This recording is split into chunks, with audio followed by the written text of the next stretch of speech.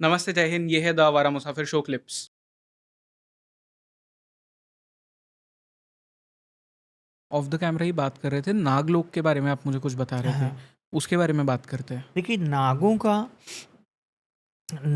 का मतलब आपने सुना होगा कि हनुमान जी को नागलोक से एक कन्या आई। तो इस पर मैंने बड़ी सर्च की कि ये नागलोक होता क्या है। तो मुझे लगा कहीं कहीं इसका उल्लेख आता है कि ये थाईलैंड है कुछ, लेकिन नागलोक कोई भी लोक होगा, मतलब एक प्लेनेट इसी यूनिवर्स का या किसी और यूनिवर्स का, मल्टी यूनिवर्स का एक एक लोक है, एक प्लेनेट है।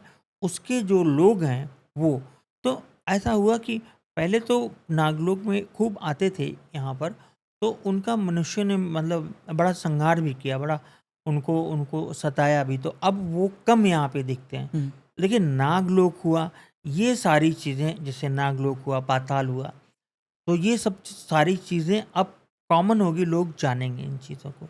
कैसे जानेंगे? मतलब वहाँ से लोग, नागलोक से फिर से लोग आने लगेंगे? नहीं, इस पर इतना शोध हो रहा है अच्छा। कि लोग इन चीज़ों को अब जान रहे हैं। हम्म। बहुत सारी चीज़ों को जान रहे हैं जिसके बारे में कभी, सबसे बड़ी बात, बढ़िया बात मैं बताऊँ आपको।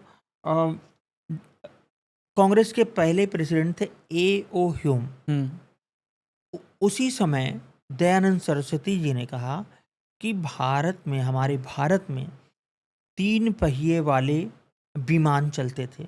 ये सब रिटन है। तो ए.ओ. ह्यूम ने बड़ा मज़ा लिया। तो उसने कहा, ए.ओ. ह्यूम ने कहा कि तब तो बढ़िया है, 3 पहियों वाली गाड़ी उड़ती रही होगी आपकी हम्म। इंडिया में।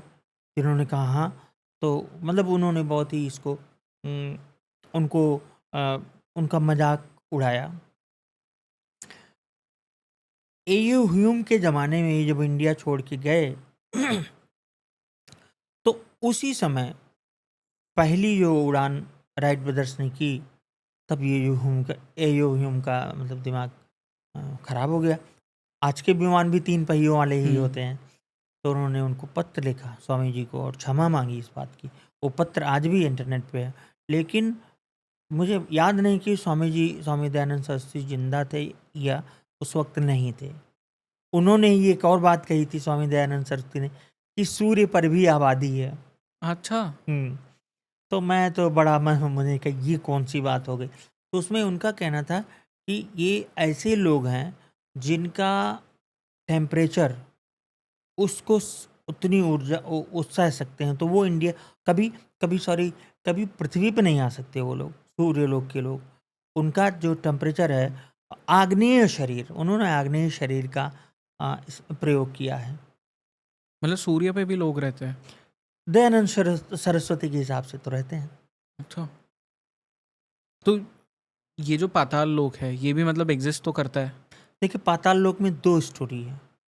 एक तो ज़्यादातर जगह पर पाताल लोक अमेरिका के लिए यूज़ किया गया है। अच्छा। हाँ, हाँ, पाताल लोक। अमेरिका मतलब पाताल लोक? हाँ, हमारे कई शास्त्रों में, जो पुराणों में, जहाँ पाताल लिखा रहता था, तो न्यू वर्जन है, ब्रैकेट में अमेरिका लिखा रहता है। अच्छा। उसमें क्या है कि शायद इंडिया से ऊपर से नीचे ऐसे जाएंगे तो ऊपर इंडिया है, नीचे वो ऐसा। हम्म।